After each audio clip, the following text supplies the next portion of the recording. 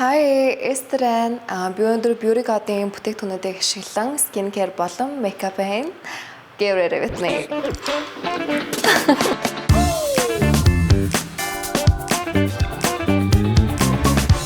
Хамгийн түрүүнд эцлэр нүрээ арчина.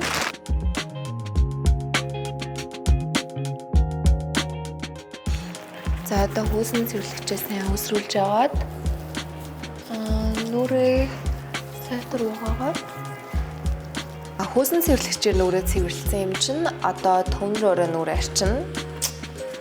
Энэ төвнөр надад амар юм зөөлөн бүтцтэй санагдаж байгаа. Ярьсанд айгуу гоё чигшл өгөөд. За одоо төвнөр нүрээ арчээ.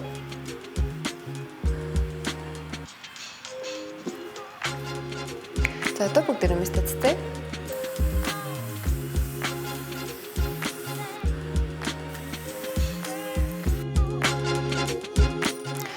За skincare хийгээд болчлаа. Одоо нүур бодолтондоо оръё. Тэгээд хамгийн түрүүнд primer-асаа эхлэе гэж бодож байна. Beauty God-ийн бүтээгдэхүүнүүд бүгд амар зөөлөн vegan бүтээгдэхүүн байдаг болохоор миний арсанд бүр амар сайн тохирдог.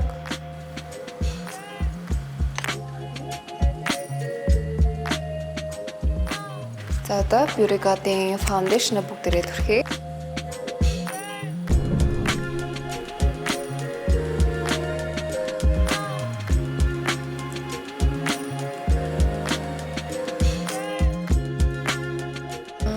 Энэ foundation надад амар үүд харалт сайтай санагддаг.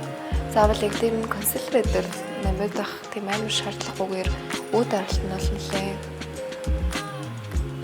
сайн гэж боддог. Тэгээд би нүрийнхаа foundation-ыг тавиад дуусчлаа. Тэгээд makeup хийж дуусчаад маш тараалаа.